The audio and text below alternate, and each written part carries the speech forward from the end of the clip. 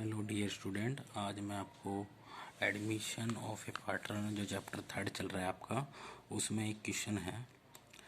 यदि नई बुक आपके पास तो 50 से वो मिलेगा 57 या 58।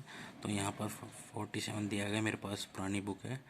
तो हम इस क्वेश्चन को कैसे करेंगे, थोड़ा लेंदी क्वेश्चन है। आज हम एक ही क्वेश्चन को ही सॉल्व करेंगे। थोड़ा लेंदी क्वेश्चन है पूरा, जिसमें हमारे पास revaluation account, journal entry, capital account और बैलेंस शीट पूछी जाती है।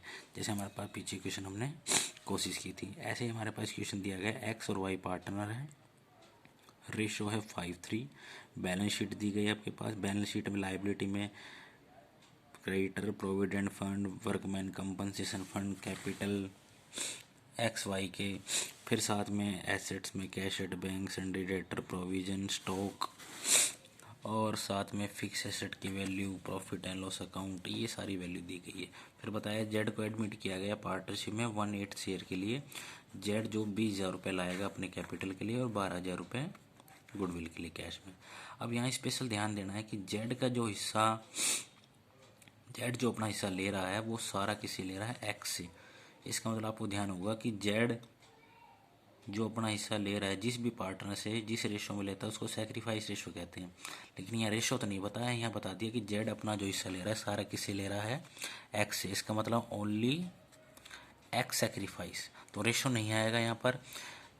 यानी प्रीमियम का जो 12,000 रुपये है वो सीधा डायरेक्ट किसको मिलेगा, क्योंकि प्रीमियम का शेयर किसको मिलता है, सेक्रीफाइस पार्टनर को। लेकिन यहाँ सेक्रीफाइस ओनली कौन कर रहा है, एक्स। क्योंकि सीधी सी बातें यहाँ हमें बताया है कि जेड जो अपना हिस्सा प्राप्त कर रहा है वो एंटायर मतलब पूरा किससे, एक्स। इसका मतलब ओनली एक्स सेक्रीफाइस। तो प्रीमियम का पैसा सारा किसको मिलेगा, एक्स को। अब आ जाते हैं रिवैल्यूएशन रिगार्डिंग। कुछ आइटम्स नीचे दिए गए हैं। प्रोविडेंट फंड इतना बढ़ रहा है, डेटर सारी सही है, स्टॉक 3,000 रुपये से शामिल वो ख़राब हो गया है, उसका कोई यूज़ नहीं है। क्रेडिटर्स में 1,000 रुपये और देने पड़ेंगे। फिक्स एसेट्स को रिवैल्यूएट किया गया 70,000 रुपये से। एंट्रीज बनानी है, नेसेसरी अकाउंट्स बनाने हैं, नई बैलेंस शीट बनानी है और न्यू प्रॉफिट शेयरिंग रेशो निकालना है। तो थोड़ा सा लेंथी क्वेश्चन आप देख लेंगे, बुक में दिया गया है ये, आप अपने प्रैक्टिकल क्वेश्चन में देख सकते हैं। तो इसको सोल्व करने के लिए सबसे पहले लिख रखा है पास द नेसेसरी एंट्रीज। तो एंट्रीज बनाएंगे हमारे पास, कैसे बनाएंगे, ये नोटबुक में मैंने सोल्व किया इस क्वेश्चन को। एंट्रीज बनाएंगे, सबसे पहले हम क्या करेंगे, बैलेंस शीट में देखेंगे कि यहाँ पर कोई लायबिलिटी साइड में कुछ प्रॉफिट एंड लॉस अकाउंट या कुछ वैल्यू दिया है या नहीं दिया। तो यहाँ देखेंगे लायबिलिटी साइड में वर्कमैन कंपनसेशन फंड है। ध्यान दीजिएगा कि प्रोविडेंट जो फंड है वो एक्चुअल लायबिलिटी होती है, वो कोई रिजर्व या फंड नहीं होता है, ये एक्चुअल लायबिलिटी जैसे क्रेडिटर्स होते हैं। तो वर्कमैन कंपनसेशन फंड, हाँ ये रिजर्व है आपके पास। साथ में देखेंगे यहाँ ये एसेट साइड आप देख रहे हैं, ये एसेट साइड है। एसेट साइड में प्रॉफिट एंड लॉस अकाउंट का बैलेंस है। तो ये आपको पता है एसेट्स में डेबिट बैलेंस होता है, तो ये फर्म के लिए लॉस है। तो सबसे पहले हम क्या करें, इन दोनों का ही ट्रीटमेंट करेंगे। जर्नल एंट्री में जाएंगे, सबसे पहले हम प्रॉफिट एंड लॉस अकाउंट को लेंगे और डेबिट बैलेंस है, और डेबिट बैलेंस फर्म के लिए क्या होता है, लॉस। तो लॉस को बांट देंगे। लॉस से पार्टनर्स के कैपिटल अकाउंट डेबिट होते हैं। तो X capital account debit, Y capital account debit to P&L account. तो देखेंगे कितने का लॉस था, 2,400 रुपये का, तो 2,400 रुपये हैं। और किस रेशो में बांटेंगे, ओल्ड रेशो में 5:3 में। तो डिवाइड किया था 5:3 में, तो 1,500 और 900, 1,500 रुपये और 900 रुपये। फिर आते हैं वर्कमैन कंपनसेशन रिजर्व या फंड। ध्यान दीजिएगा, provident fund is actual liability, it is not a reserve और प्रॉफिट। ये कोई प्रॉफिट या रिजर्व नहीं है, ये creditors, BP, outstanding expenses liability है। हाँ वर्कमैन कंपनसेशन फंड है जो फर्म के लिए क्या है, फंड है, यानी रिजर्व्स, एक्यूमुलेटेड प्रॉफिट्स है। इसको डिस्ट्रीब्यूट करेंगे। प्रॉफिट है तो आपको पता है पार्टनर्स के अकाउंट क्रेडिट होंगे। तो workman compensation reserve account debit to X capital account to Y capital account. कितने रुपए का फंड था, 5,800 रुपये का। 5,800 रुपये आपके पास देख रहे हैं, बांट देंगे 5 और 3 में, 3,625 और 2,175। अब आ जाते हैं रिवैल्यूएशन के रिगार्डिंग। अब बैलेंस शीट का आइटम दोनों हो गए, इसके अलावा कोई प्रॉफिट या लॉस नहीं है एक्यूमुलेटेड। अब आ जाते हैं रिवैल्यूएशन रिगार्डिंग, ये बाद में करेंगे हम इसका, प्रीमियम का और कैपिटल का। सबसे पहले प्रोविडेंट फंड है वो बढ़ रहा है, तो इसके लिए अच्छा है हम एक नोटबुक में ये पेज छोड़ दे पूरा और यहाँ आ जाए रिवैल्यूएशन अकाउंट क्रिएट कर लेते हैं, इससे ईजी हो जाएगा एंट्री बनाना। तो रिवैल्यूएशन यहाँ दिखा है, प्रोविडेंट फंड बढ़ रहा है कितने से, 5,000 रुपये से। तो प्रोविडेंट फंड देखेंगे, हमें पता भी था कि प्रोविडेंट फंड क्या है, लायबिलिटी, और लायबिलिटी बढ़ती है तो फर्म को क्या होता है, लॉस, और लॉस रिवैल्यूएशन अकाउंट के डेबिट में लिखा जाता है।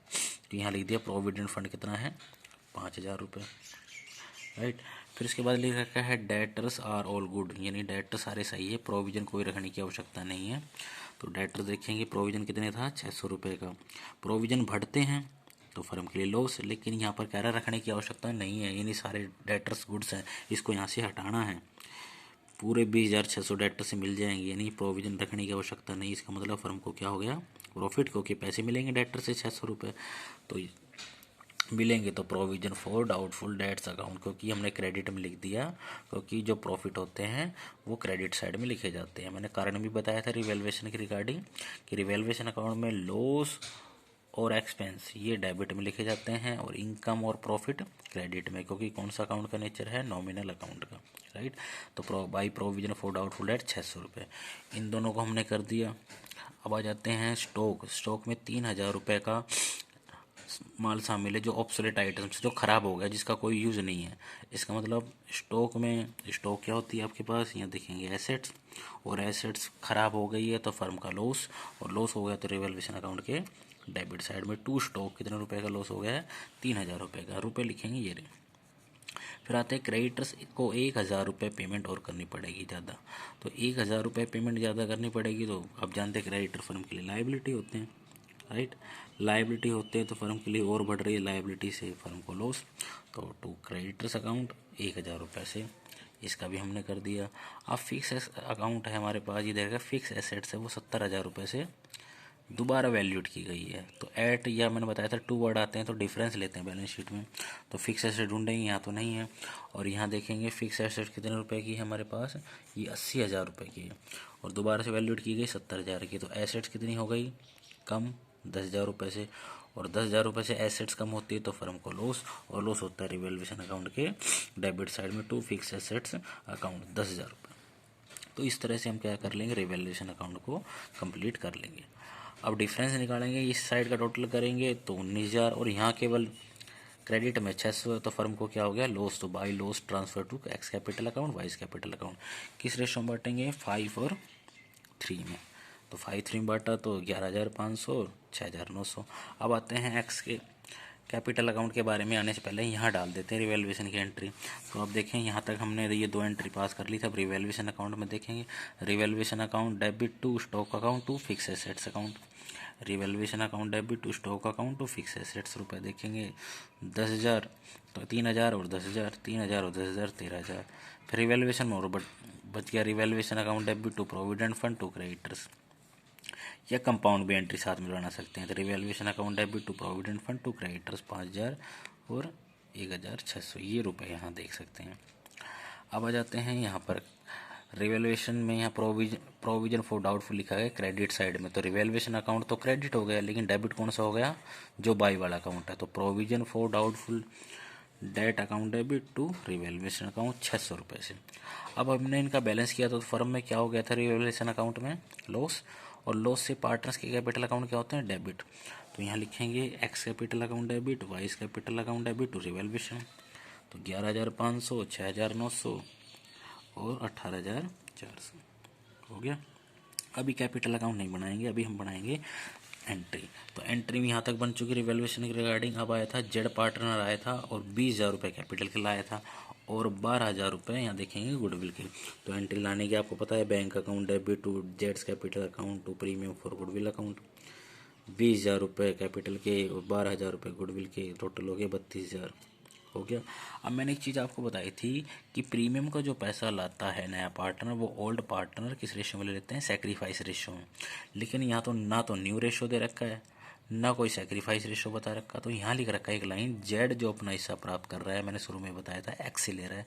तो इसका मतलब किसने सेक्रीफाइस किया, केवल एक्स ने। तो इसका सारा जो गुडविल का पैसा किसको मिलेगा, एक्स को। तो एंट्री बनी premium for goodwill account debit to X capital account. यहाँ वाइस कैपिटल अकाउंट क्यों नहीं लिखा, क्योंकि जेड का जो हिस्सा है वो किससे सारा मिल रहा है, एक्स से। तो only X sacrifice, it means premium for goodwill share is only paid to X capital. तो एक्स कैपिटल सारा 12,000 का 12,000 जो हम बांटते थे प्रीमियम का, वो किसको मिल गया, एक्स को। ये जनरल एंट्री आपकी कंप्लीट हो गई है। अब आ जाते हैं कैपिटल अकाउंट के बारे में। आप कैपिटल अकाउंट क्रिएट करेंगे, पर्टिकुलर XYZ, पर्टिकुलर XYZ, ये इसका फॉर्मेट है।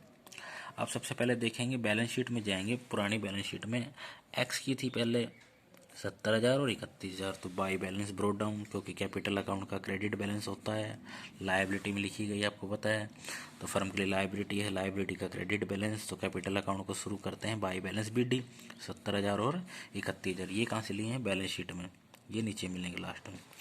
फिर उसके बाद आ जाते हैं इन एंट्री को ट्रांसफ़र करना है। ऊपर से जाइए, सबसे पहले एक्स कैपिटल अकाउंट डेबिट हुए हैं तो डेबिट साइड में चले जाएंगे और क्या लिखेंगे? टू PNL 1500 और 900, 1500 और 900। फिर उसके बाद सेकंड में जाएंगे तो कैपिटल अकाउंट क्या हो गए? क्रेडिट, तो क्रेडिट में चले जाएंगे। वाई वर्कमैन कंपनसेशन फंड कितने थे? 3625 और 2175, 3625 और 2175, इसमें डैश। फिर आते हैं रिवैल्यूएशन में, इसमें कोई भी कैपिटल अकाउंट डेबिट हुआ, ना ही क्रेडिट, ना इसमें, ना ही अगली में, ना इसमें आ रहे। लेकिन रिवैल्यूएशन में लॉस हुआ था, उसमें कैपिटल अकाउंट डेबिट हुए थे, तो डेबिट में चले जाएंगे और क्या लिखेंगे? टू रिवैल्यूएशन अकाउंट, वही 11,500 और 6900। इन दोनों एंट्री को हमने ट्रांसफ़र क्यों नहीं किया? क्योंकि ये रिवैल्यूएशन की रिगार्डिंग एंट्रीज थी और ना इसमें कैपिटल अकाउंट डेबिट हो रहा है ना क्रेडिट, तो ट्रांसफ़र नहीं होगी कैपिटल अकाउंट। तो इस एंट्री में हो रही थी जो हमने ट्रांसफ़र कर दी लॉस की। हो गया यहाँ तक। उसके बाद आते हैं यहाँ पर लाने वाली entry, bank account debit to premium. लेकिन ध्यान दीजिए, प्रीमियम को ट्रांसफ़र नहीं करेंगे, प्रीमियम तो केवल जो सेक्रीफाइस पार्टनर को देंगे, तो केवल जेड की कैपिटल लिखेंगे, तो बाई बैंक अकाउंट, और जेड की कैपिटल कितनी? 20,000 रुपये लाया था केवल। और ये जो 12,000 रुपये है वो किस में डिस्ट्रीब्यूट हो जाएंगे? एक्स के में, तो एक्स के में दे देंगे बाई प्रीमियम फॉर गुडविल, क्योंकि 12,000 रुपये किसको मिले? एक्स को, क्योंकि ए ने सेक्रीफाइस यानी एक्स ने सेक्रीफाइस किया था। अब यहाँ क्या करना है आपको? बैलेंसिंग करना है। एक्स का टोटल करेंगे तो 85,625, यहाँ जोड़ेंगे तो 13,000 रुपये के आसपास आता है, तो माइनस कर देंगे तो 72,625, 31 और 2 33, 33 175, फिर यहाँ घटा देंगे हमारे पास 7,800 रुपये, फिर 25 375, यहाँ 20,000 ही है, टोटल कर देंगे, बैलेंस कर देंगे। इस तरह से ये कैपिटल अकाउंट डाल देंगे। सबसे पहले बैलेंस, फिर workman profit and loss account, फिर उसके बाद वर्कमैन कंपनसेशन ट्रांसफ़र किया हमने, फिर उसके बाद रिवैल्यूएशन की रिगार्डिंग यहाँ लॉस हो गया था इस एंट्री में, वो ट्रांसफ़र कर दिया। उसके बाद लाने वाली एंट्री प्रीमियम की, फिर प्रीमियम को एक्स के कैपिटल अकाउंट में ट्रांसफ़र करने की। प्रीमियम जो होता है वो ओल्ड पार्टनर में सेक्रीफाइस रेशो में, समझ गए होंगे आई थिंक को, तो एक्स ने ही सेक्रीफाइस किया था, यहाँ देख सकते हैं बुक में। अब आ जाइए यहाँ पर एक चीज़ और पूछा था बैलेंस शीट के बारे में, और तो बैलेंस शीट बना देंगे। पुरानी बैलेंस शीट में आएंगे, अब पुरानी बैलेंस शीट देखेंगे तो बैंक में कितना पैसा था? बैंक में देखेंगे तो 5,000 रुपये थे, लेकिन आपको ध्यान होगा कि रुपये कुछ लाया भी था, न्यू पार्टनर जो आया था वो रुपये लाया भी था, आप देख रहे हैं। तो कितना रुपये लाया था यहाँ ध्यान से देखिएगा, यहाँ 20,000 रुपये तो कैपिटल के और 12,000 रुपये गुडविल के, तो 20,000 और 12,000 32,000, और पुराना कितना बैलेंस है इसका? 5,000, तो कितने हो गए? 37,000। तो ये 37,000 रुपये यहाँ से आ गया। आप वर्किंग नोट में भी दिखा सकते हैं कि जो कैश एट बैंक है वो कैसे कैसे है आपके पास भाई। और बैलेंस था, शुरू में बैलेंस था हमारे पास 5,000 रुपये, ये देख रहे हैं। उसके बाद 20,000 रुपये कैपिटल के लिए लाया था, प्लस में फिर गुडविल के लिए लाया था 12,000 रुपये, तो ये 37,000 रुपये हो जाते हैं। तो ये 37,000 रुपये ट्रांसफ़र कर सकते हैं। फिर आ जाइए डेटर्स। डेटर कितने के थे? 19,400। लेकिन ध्यान आ रहा है, वहाँ बताया गया था कि प्रोविज़न है उसको रखने की आवश्यकता नहीं है, यहाँ लिखा था, आपने रिवैल्यूएशन में भी किया था, तो कोई प्रोविज़न रखने की ज़रूरत नहीं, तो प्रोविज़न हटा देंगे और प्लस कर देंगे, या 20,000 डायरेक्ट लिख देंगे, ये 20,000 के 20,000 डायरेक्ट आ जाएंगे।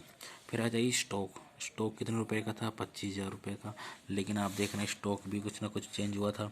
यह लिखा था स्टॉक में 3,000 रुपये जो ख़राब हो गए थे आइटम्स, तो 3,000 माइनस कर देंगे, तो कितने हो गए हमारे पास? 25 में से 3 गए तो 22,000। फिर आ जाइए फिक्स एसेट्स। फिक्स एसेट थी 80,000 रुपये की, लेकिन लास्ट के देखेंगे फिफ्थ पॉइंट था फिक्स एसेट्स को रिवैल्यूएट किया एट, तो एट वैल्यू हमने तो वहाँ तो माइनस करके लिया था रिवैल्यूएशन अकाउंट में, लेकिन डायरेक्ट ये एट वाला वैल्यू यहीं ले लेंगे 70,000 पूरे। अब टोटल लगा देंगे साइड का। अब आ जाते हैं लाइबिलिटी साइड में, क्योंकि यहाँ पर प्रॉफिट एंड लॉस एसेट्स में बांट चुके थे, ये लिखेंगे नहीं। अब आ जाइए क्रेडिटर्स। क्रेडिटर कितने के हैं? 15,000 रुपये के। क्रेडिटर्स में लिखा था 1,000 रुपये और पेमेंट करनी पड़ेगी, तो और जोड़ देंगे। 15,000 में एक जोड़े तो 16,000 रुपये। फिर उसके आ जाइए प्रोविडेंट फंड। ये लाइबिलिटी थी, 10,000 रुपये की थी। फिर प्रोविडेंट फंड के बारे में क्या बताया था इन्होंने? प्रोविडेंट फर्स्ट पॉइंट में बताया था प्रोविडेंट फंड इंक्रीज हो गया 5,000 से। तो अब देखेंगे इंक्रीज होगा तो बढ़ा दीजिए। कितना था? 10,000, तो कितना हो गया? 15,000। अब आ जाइए वर्कमैन कंपनसेशन फंड। ये हम जर्नल एंट्री में बांट चुके हैं, आपने देखा था वर्कमैन कंपनसेशन फंड, और यहाँ पे ट्रांसफ़र कर दिया था कैपिटल अकाउंट। इसको नहीं लिखेंगे, अब छोड़ देंगे। अब आ जाएंगे कैपिटल अकाउंट में। तो कैपिटल अकाउंट में एक्स वाई की थी, लेकिन यहाँ पर नए आ गए हैं जेड भी, एक्स वाई और जेड। और कौन सा लेंगे? बैलेंस टोटल नहीं लेंगे इनका जो बैलेंस शीट ही होता है ना, ये वाला उठाते हैं। 72,625, 25,375 और 20,000। तो 72,625, 25,375 और 20,000। तो ध्यान रखिएगा हमेशा कैपिटल अकाउंट में जो बैलेंस शीट ही होते हैं वही बैलेंस शीट में ट्रांसफ़र किए जाते हैं। अब टोटल करेंगे, दोनों साइड के बैलेंस शीट का टोटल इक्वल आएगा, और बैलेंस शीट का टोटल इक्वल आता है, इसका मतलब ऑलमोस्ट क्वेश्चन आपका कैलकुलेशन वेरी स्ट्रॉन्ग है, अच्छी है आपके पास, बहुत सही किया क्वेश्चन। हम आंसर भी चेक कर सकते हैं हमारे पास। रिवैल्यूएशन 18,400 का लॉस हुआ था, कैपिटल अकाउंट इतने दे रखे, बैलेंस शीट 149। अब आ जाते हैं न्यू रेशियो बारे में पूछ रहा था, also balance sheet calculate new profit sharing ratio.